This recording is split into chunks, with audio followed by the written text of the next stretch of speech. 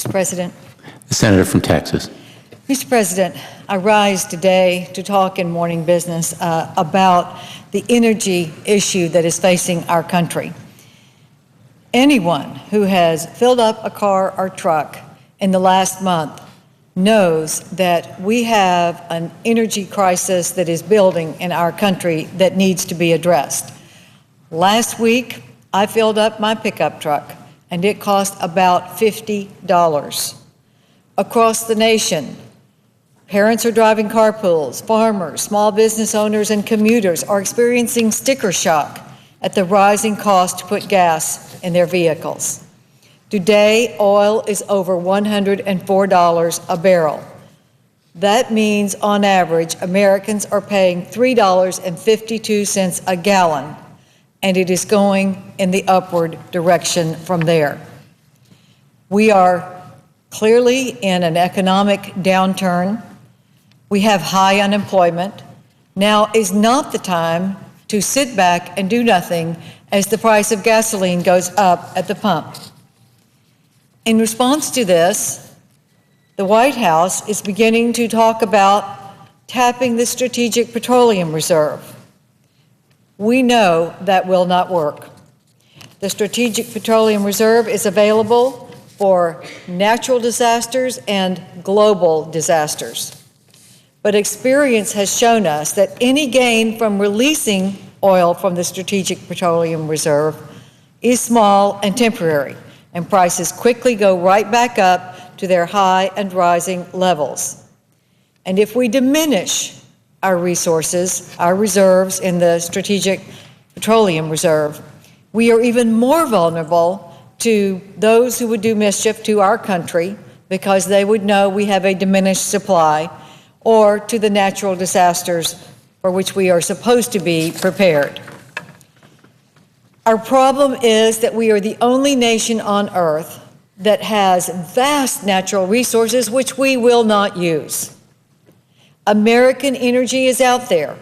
It is under our land, it is under our waters, it is ready to be tapped, and it can be tapped environmentally safely. We could bring the prices down on our own accord. We know that there is upheaval in the Middle East right now that could affect further the gasoline prices because of potential shortages. We are too dependent on foreign sources for our energy needs in this country. It's about 60%. That is not strategically sound, and it is most certainly not in our national security interest to leave us at that level. The Gulf of Mexico is probably the second biggest resource that we have. Alaska is the first. The Gulf of Mexico accounts for nearly 30% of total U.S. oil production and 13% of natural gas production in our country.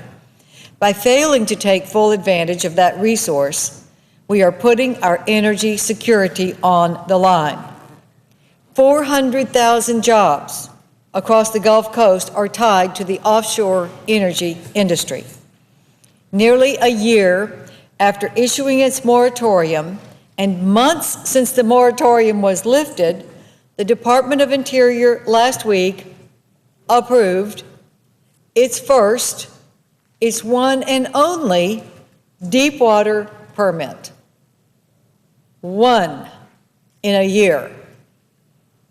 And it is one and one only. There are thousands of idled leases, people sitting in the Gulf of Mexico idle, that should be able to be at least exploring to determine if it is worth drilling, and yet the Gulf is facing a permatorium.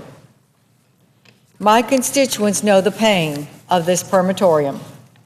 One unfortunate case is the Houston-based Seahawk Drilling Company. Seahawk Drilling used to be the second largest shallow water drilling contractor in the United States.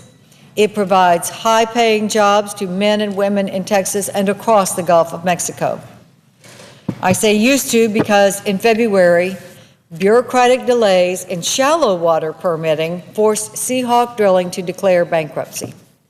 They could not continue to have the costs associated with their employment levels and their company just being there without the opportunity to drill and produce and keep their employee base.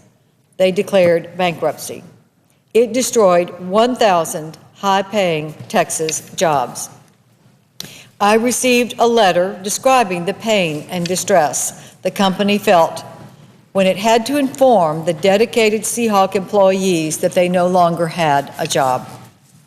According to the letter, on the day Seahawk was forced to sell its assets and lay off workers, the chief operating officer fought back the emotions of the day, took a deep breath, and left the conference room for a room full of Seahawk employees to announce to them that their company was bankrupt.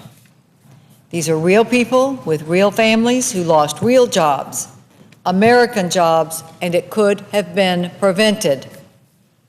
Since the moratorium was enacted, at least 13 rigs, deep water and shallow water, have departed the Gulf of Mexico, taking with them good American jobs, and furthermore, putting us in the position of having to import now from the foreign countries where these rigs have gone, not only taking away American jobs, but forcing us to be even more dependent on foreign imports for our energy needs.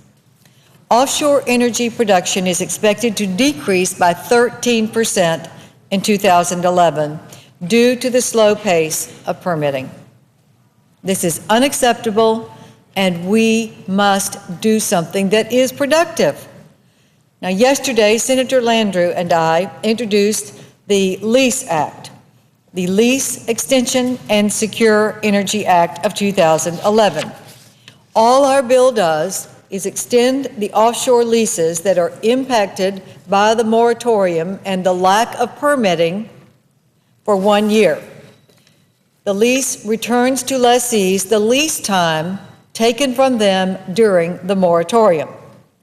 This will increase domestic energy production and protect some American jobs, those that have not already left. Despite being unable to explore for energy resources, the leaseholders are continuing to pay the expenses as time ticks away on their lease. The Lease Act will prevent leases from running out, and it gives the lessees the certainty they deserve that they will have the full amount of the lease for which they have paid bonus payments to secure. In 2009, the industry accounted for $70 billion in economic value and provided $20 billion in revenue to federal, state, and local governments through royalties, bonuses, and tax collections. So I hope that our bill will be non-controversial. It would seem to me that anyone would agree that if you paid for a 10-year lease and you have the expenses of exploring to see if that lease has potential before you drill to see if the lease has potential, that you would have the full 10 years and not 9 years because you have not been able to use the year that we have had the moratorium and the lack of permitting. There has been another suggestion by the administration that perhaps we should be proposing energy taxes up to $90 billion over the next 10 years. The president suggested that in his State of the Union message. Much of the taxes that would go on the oil and gas industry for expenses that any industry, any business can write off, but would single out the oil and gas industry not to be able to expense their exploration and drilling costs. What would happen? If the prices go up, of course, who's going to pay those high prices?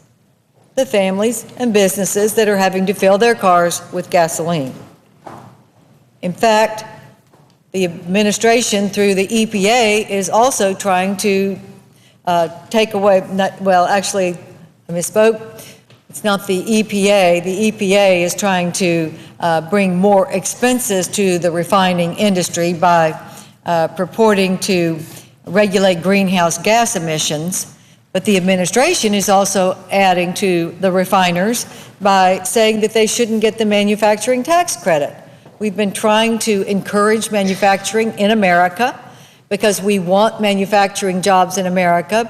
So many of those have gone overseas, but the administration proposes to tax the refiners who are manufacturing the gasoline from the oil and add more expense to the product, which is gasoline, and, oh, by the way, take away the capability for these refiners to have the same treatment as any other manufacturer in our country. Raising taxes on our domestic oil and energy industry is wrong, particularly at this time. We need to assure that we are not going to drive our energy jobs overseas. And yet, what the administration is doing is counterintuitive if we all agree that we want to keep the jobs in America. So here we are with gas at $3.52 a gallon, and the summer driving season is upon us. We are looking now at estimates from the experts that gasoline could be $4 a gallon. What is that going to do to the family that wants to take a vacation at a reasonable price? What is that going to do to the workers who have to get to work and who are already strapped? And for heaven's sakes, the poor people who are unemployed, who are trying to go and interview for jobs at $4 a gallon? Mr. President, we can't sit here and let this happen. It is time that we get together with the President of the United States and have proactive energy ideas, programs, and solutions that are going to keep jobs in America, that will allow us to use our natural resources to begin to set the stage if we have upheaval in the Middle East that causes the supply to go down at a great rate. We need to have our supply go up to meet the test that we should have of lowering energy prices to our people with our own natural resources. And it's not to put the SPRO out and put us in an even more vulnerable position. No, it is to use our resources with Americans to take the jobs and increase our supply so that the price of gasoline at the pump goes down for the American people and so that we can have the jobs that we should have in America stay in America. Thank you, Mr. President, and I yield the floor.